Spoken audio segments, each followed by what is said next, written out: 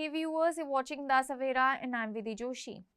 US President Donald Trump reportedly confronted Israel Prime Minister Benjamin Netanyahu in a tense phone call, urging him to stop being so negative after Hamas signaled partial acceptance of Donald Trump's 20-point Gaza peace plan. The phone call, detailed in a report, highlighted the growing divide between Washington's push for diplomacy and Israel's more cautious approach. Donald Trump, viewing Hamas' response as a significant breakthrough, called Netanyahu to share what he saw as encouraging news. But Netanyahu, unconvinced, dismissed Hamas' move as insignificant, reportedly telling Trump there was nothing to celebrate. Frustrated by the Israel leader's skepticism, Trump fired back, "I don't know why you are always so negative. This is a win. Take it," he reportedly told Netanyahu, according to the US officials familiar with the call. The sharp exchange underscores Donald Trump's determination to move quickly towards a ceasefire and diplomatic resolution, even if it means pushing past Israel resistance.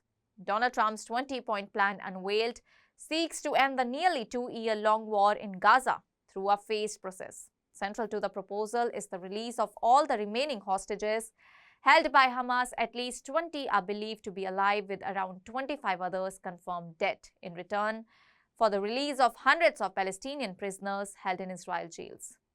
Plan also calls for the demilitarization of Gaza and bars Hamas from holding any future governing role. However, it allows individual Hamas members to remain in Gaza if they renounce violence and surrender their weapons. While Donald Trump hailed Hamas' initial response as an opening for peace, Netanyahu viewed it as a veiled rejection and insisted on a coordinated US-Israel statement clarifying that Hamas had not genuinely accepted the terms. Still, Donald Trump remained adamant. Speaking to Next Day, he described his call with Netanyahu as decisive, saying, "I told him this was his chance for victory. He was fine with it.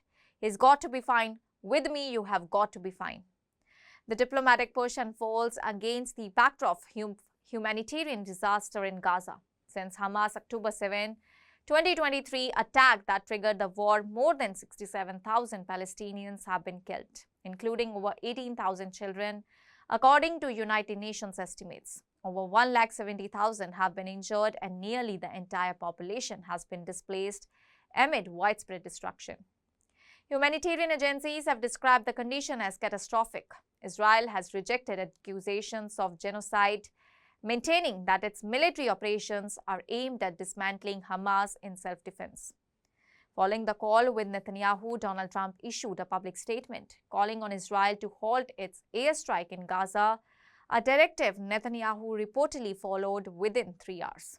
On his Truth Social platform, Donald Trump praised positive discussions with Hamas and expressed optimism that a deal could be reached quickly. Negotiations are set to begin in Sharm el-Sheikh, Egypt, with delegations from Hamas, Israel, and the US participating.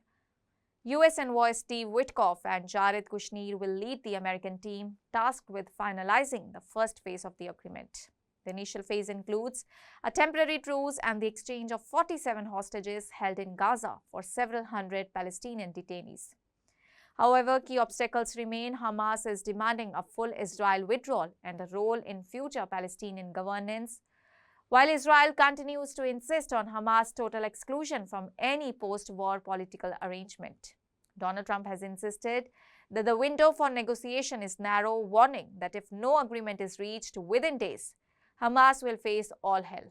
Despite uncertainties and mutual distrust between the parties, Donald Trump remains confident that his plan offers the most viable path to ending the war. Whether Netanyahu ultimately supports the full terms of the deal is unclear, but Donald Trump has made it known that he accepts cooperation.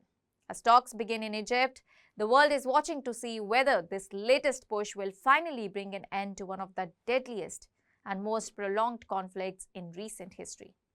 That's all for now. Stay tuned to the Savera for more updates. Do like, comment, and subscribe to the channel.